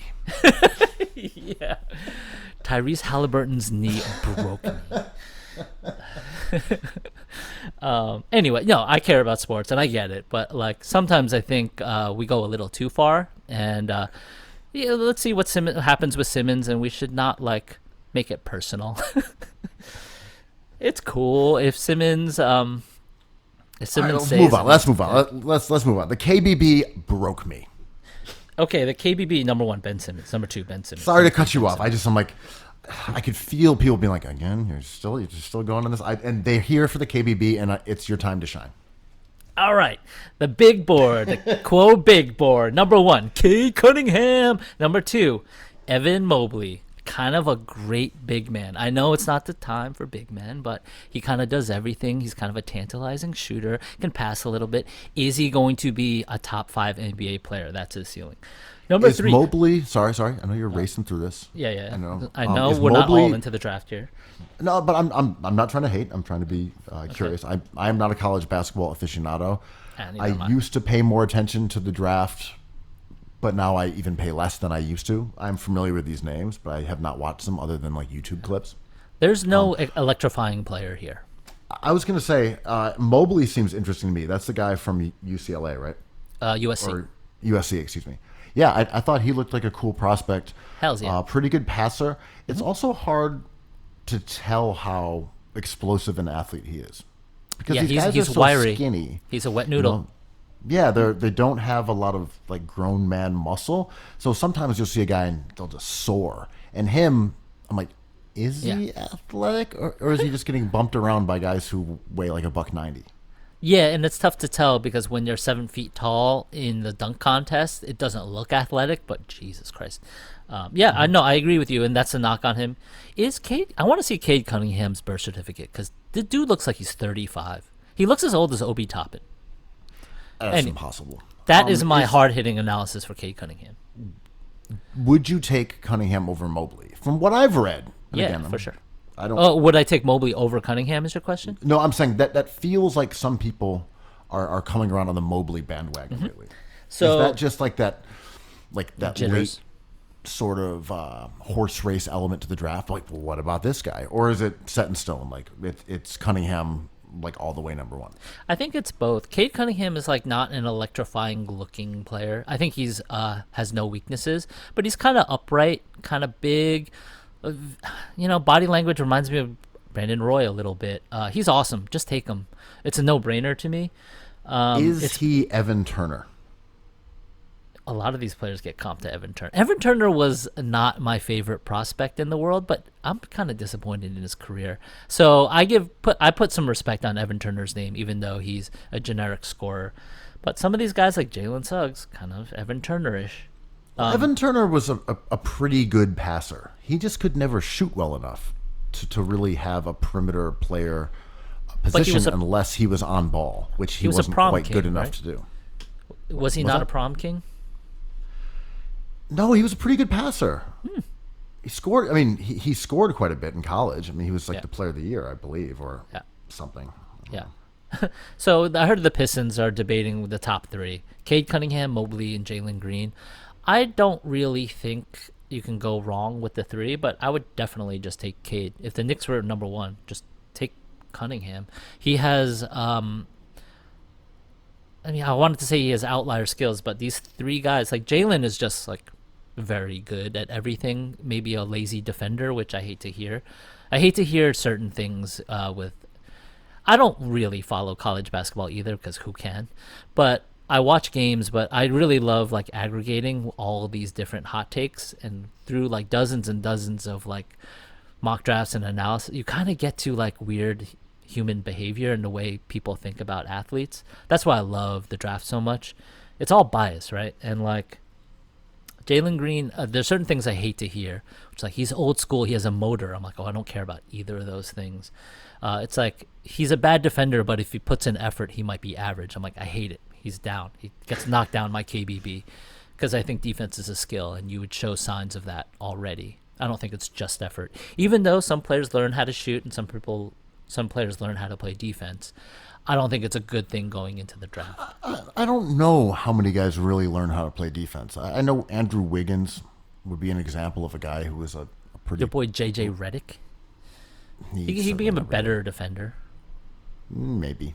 Or he just became better on offense, which enabled his bad defense to be tolerable. Trae Young, well, he knew where not begging him. I mean, yeah. Well, I mean, with someone like Redick, he got better in terms of like knowing where to go. Yeah, I think he got better. I think he improved, but mostly it was that he he just got better and better as a shooter. Was able to get his Ayton kind of shots got off. better. Ayton, made strides a little bit. He was not a notable defensive player coming out of college, but he ended up okay in the finals or in the playoffs. Oof. I'm just, defense is one of those odd skill sets where I'm just trying to think of guys who went from being a bad defender to a really good one. It's hard to That's what I'm saying. hard to Yeah. think of those, Yeah. whether it's Wiggins or Ayton, guys who were, number one picks in the draft, Yeah. who were like, he'll probably be a good defender. Like, he's long, he's athletic, he'll figure it out. And sometimes that's true. I don't think Ayton is a good defender. I think he's workable. Yeah, he Probably got workable. Bottom third, bottom quarter of the NBA centers, but like He was you can have a bad, good though. defense. I think he's still a pretty bad defender, but they still had a top 10 defense. So, like they figured out how to make it work. Yeah. There's With Wiggins, he's okay, he's playing with Draymond. He's playing with a couple other guys who can play some D. So you're like, well, we can give you a role, and if you can do that, you can be a good defensive contributor. It's hard to know because sometimes a player will have assignments, and that will sculpt how good we think they are. Well, it brings me to the only hot take with this KBB is I have Scotty Barnes number 4 after the big three. It's consensus Jalen Suggs. This is just based off of like the what's the right word I'm looking for, the scarcity of certain skill sets. Scotty Barnes is like the people who knock Ben Simmons. Like, he's not much of a shooter, but he's kind of a genius defender and a great playmaker. And those two skill sets, I think, pushes him above Jalen Suggs, who's an awesome player, but kind of undersized and is just a bucket getter. I like Jalen Suggs, but like I think you should take Scotty Barnes if you have like Alec Burks on your team or whatever. I'm me, I'm a scarcity guy. If you It's can the find name a of the guy game. Yeah. who looks like they'll be a good defender and is a very good passer, Yeah. great. I want that guy on my team. Yeah. Especially since if you want a 5 that can shoot, you want 3s that can shoot, you can find shooting enough to get away with having one guy who isn't a good one. And you just can't find how many guys in the league are very good defenders who can also pass. And you're like Simmons, Bam, Draymond, Not Jokic. Lonzo. Yeah. I mean, that's kind of Jokic was a good defender this year, but not known for it. Jimmy Butler. Yeah. I mean, Kawhi Leonard, Paul George. The list is not long of guys who are James good defenders who can also score, and most of those guys are stars. Yeah. Let me ask you a philosophical question with another hot take I had with the KBB. I have this dude, Franz Wagner, at number 7, Mo's little bro. And he's awesome. Like, he can do it all. Pass, shoot at a high percentage, play some defense for sure. He's not going to be a superstar. He's kind of slow, doesn't really have any of those alpha tags to him. No one's claiming he's going to be an all-star, a perennial all-star. I have him at number 7 to the Warriors. Would you spend in this deep draft? Would you spend a number 7 pick on a player that you know has a low ceiling but a high floor? I think it You swing? depends. Well, I think it depends on what we consider stardom, right? Oh, Like, sure. if you say Yeah. you're going to get Joe Ingles out of this, you'd be like, He's good. That might be good. Yeah, I You know? want that. Yeah. Okay, He's worth all number right. 7. Yeah. A guy who shoots 40% from 3, can handle a pick and roll, can defend, a couple of positions, always makes the right pass. That seems like that could be a number 7, and maybe your view of that player would be different from someone who wants a 20-point a game score. Oh, I want a walking bucket with that pick. I want a hooper. Don't give me a basketball player. I want a hooper. But this brings up a market question because the Warriors also hold the number 14. If this kind of thing that you're saying is undervalued, can you wait on it? Can you, when you're drafting a fantasy team, you can't wait on scoring because scoring goes first, even though in real life it's kind of a commodity, but you just can't wait on stuff. At number 7, I love Wagner, so I would just take him there, and I'm with you. I would draft a player like that at number 7. But with reservations, because is no one else thinking the same way? Can I wait on that skill set for later at number 14? You'd have to know more about the draft to accurately predict it in a way that I can't do. Garuba, Kuminga's an interesting guy because he's got a sky-high upside and a really low floor. And I just don't love players like that, so I have him at number 11. I also am skeptical of the idea that guys who are smart players who have definable skill sets in college, like this guy generates steals and deflections and he has assists and he can shoot, like this guy just gets how to play and is good at it, that those guys have a low ceiling. I kind of contest that idea. And I get that it's based on athleticism and it's based on the prototypes of the league stars. Like, oh, this guy can't be a star. He just doesn't have the pop to like be a volume scorer by himself. And like, I get that. That may not be his forte. Mm-hmm. But like, I feel like there are enough guys in the league who are smart players, who are good at basketball, who are really valuable, that like the idea of a low floor is something that doesn't really concern me. If the low guys, ceiling, yeah, or a low ceiling. Sorry, I'm saying yes. That's exactly what I meant. I'm like Luka Doncic. I know they're not the same kind of pedigree, but Luka Doncic, offhand, doesn't seem like he would have a high ceiling. Jokic didn't look like he had a high ceiling. Like, you know, there are plenty of guys. Chris Middleton ended up being, you know, the Batman of the finals to Giannis, the Robin. But you know, that was a second round to Giannis's own round draft pick. Yeah, people surely said Draymond Green didn't have a high ceiling. Yeah. So I'm just skeptical of the high ceiling idea. I'm like, I don't know, man. What sets that? Is it just quick twitch muscles? Is that it? Is that the only thing? Is it leaping ability? Is it wingspan? Is it only physical attributes, or you know, a deadly jumper? So this make us say there's a ceiling on this guy? I don't know. So this is my question. I'm coming from a place of definite agreement with that. And this is the way to play the draft, right? If you're Daryl Morey, you look at DeAnthony Melton, you're like, he's probably close to a lottery pick, but I can wait till number 46 to get him because no one's going to value this. And if he goes, he goes. But like looking back, like I would have Melton top 20, you know? And he fits that, what we're talking about. He doesn't have any star potential. It doesn't jump out of the gym. He is kind of a modest looking prospect, but he's extremely valuable and he'll have a long career in the NBA, in my opinion.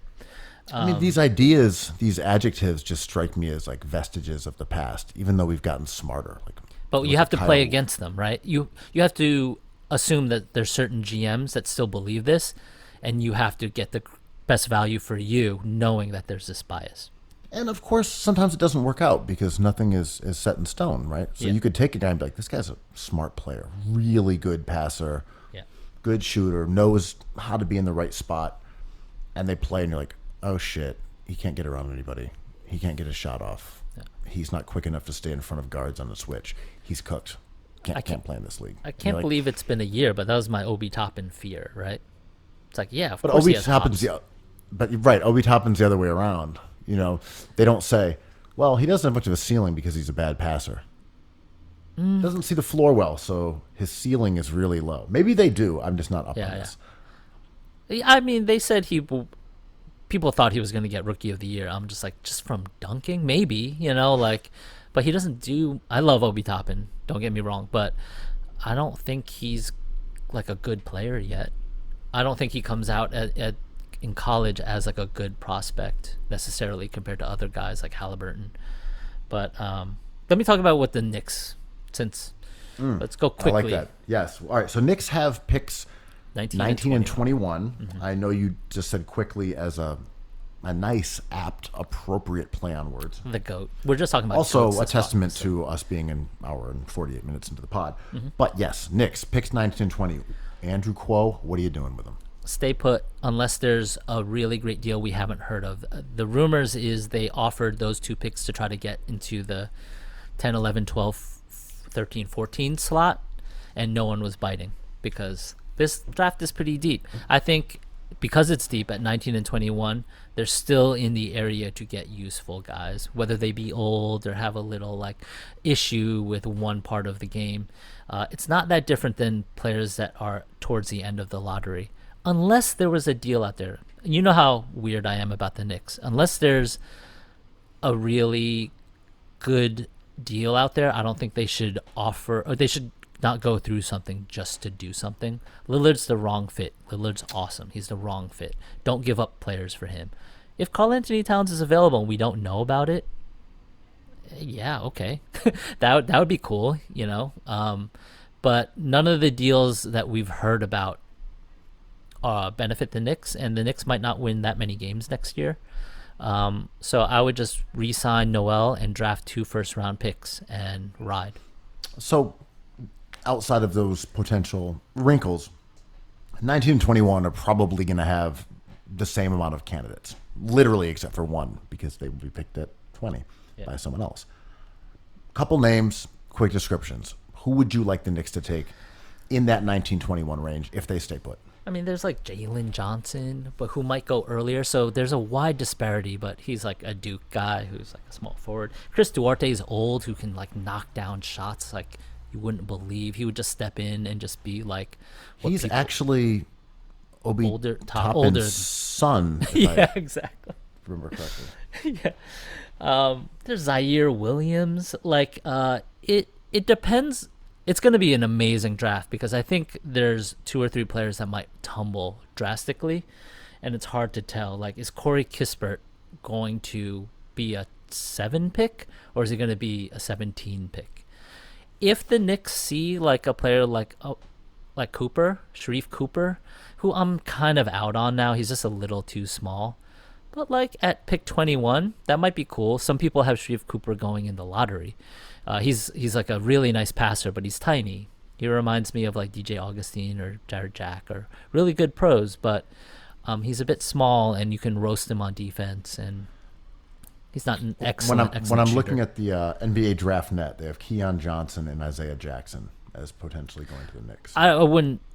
NBA Draft Net is not the one I love, but Isaiah Jackson is the wrong one for me because he's just like... He is from Kentucky, though. Yeah, I know, but he's the one that has been rumored to go there for the whole season. He's like kind of messy and raw and like... I don't know. He's fine, but he is not good yet. I think he's kind of Willie Cauley-Stein-ish. I really liked what I've read. Brazier. Yeah. A couple outlets wrote about Alperen Sengun. Oh, he's going to go lottery. He's great. He sounds really cool. He's a young Turkish guy who kind of, it's like a smaller version of Jokic in some ways. T-Rex arms. Tiny Does he have short arms? Yeah, he has short arms, so he can't really play defense, but he can hop. But he does this wonderful thing where he knows he can't play defense, so he just puts his arms up, and it's effective. He's a smart player. I like him a ton. Really smart player, excellent passer, incredible post moves. But it's like a 6'9" power forward who is probably not going to be a rim protector, but he is kind of a good defensive player, weirdly enough. He can weak side block shots for sure. I have him going to, as of now, the Spurs at 12. He might go high. I mean, it's like the Jokic effect, right? We're just a copycat memory thing. So Jokic was MVP, and he's the player that reminds us of him the most. And also, you know, he was someone, speaking of Jokic was someone who went in the second round, and every GM has to be reminded of that all the time. Yeah. That, you know, people passed on him. Yeah. So maybe you get the aftermath of that as someone like Sengun gets taken higher because no one wants to miss on Jokic twice. Yeah. It's a good draft, man. I think it's interesting. There's a couple of bucket getters in here, but they're good, like Jalen Suggs. I mean, let's see. My least favorite kind of prospect, respect to these kind of players, is like motor players like Fareed. And every time I hear someone's like, well, he doesn't shoot and he doesn't pass, but he can score and he's got an unlimited motor. I'm like, yeah, I don't care. So Sengun is listed as having a 7-foot, half-inch wingspan, which is good enough for power forward, but probably not center. if you look at his sizzle reels, yeah, he's not an imposing long player by any means. He's awesome. I would definitely, if I was the Warriors or the Magic or the Kings at 7, 8, 9, definitely think about him. Well, there you have it. We're gonna have some answers. Gonna be fun, and you're not gonna watch, KBB right? Are you gonna watch? No. No, I doubt it. Even though your team built its foundation on the draft. I don't enjoy watching the draft because there's so much time in between the picks. It's it's slow. I What like about it. end beer? Yeah, I mean, I guess if you were at a sports bar watching it, but yeah, at home, I don't know. I feel like I'm more along the lines of like, follow Twitter, go around, do things, check it out, look for trades. But I will be around online during the draft, watching Shams and Woj go at it and like reading about the trades. I just don't happen to watch the coverage. Yeah. Of someone saying, well, here's what I like for the next pick. I think Sengun, I don't really need the talking head stuff. Yeah. I just need the KBB. I love this. I've said this before. I love the draft because it's like the the closest thing to like a pure joyous day in the NBA that we have. Like, of course teams make mistakes and we get angry, but like it is like full of nice stuff, like hope, and everyone's just like, well, maybe we have a star. I'm like, this is fucking cool, man. Every team gets to talk about themselves. Like the Orlando Magic gets to talk about their team. Like, I really like it. It's like no one really loses on draft night. I mean, that's not totally true, but I feel you. Like the Knicks lost when they didn't get Ron Artest, but like there's some people who are like, well, what if Frederick Weiss is good? Like it's confusing. There's no like overt L that's being handed Well, out. I think it's you end up with something. You may not end up with what you wanted, but it's still Christmas morning, and typically speaking, most fans have like a shiny new toy under their draft tree. Yeah, the losers are the ones that like have traded away their picks, like the Knicks did for a decade, where everyone gets to do this. And it's like, sorry, you gave this chance up. It's like, oh, that's fair. For Andrea Bargnani. Again, the KBB will be all proven accurate tomorrow night. Ooh, this is a tough one. We'll be back to revel and bask in your glory next week. Incorrectness. And then hopefully I'll still be in the bowels of my apartment working on the KBB and potting without the distractions of the outside world in my own bed. We outside. Good.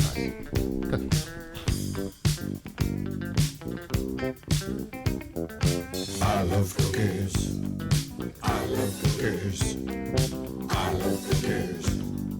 I love cookies.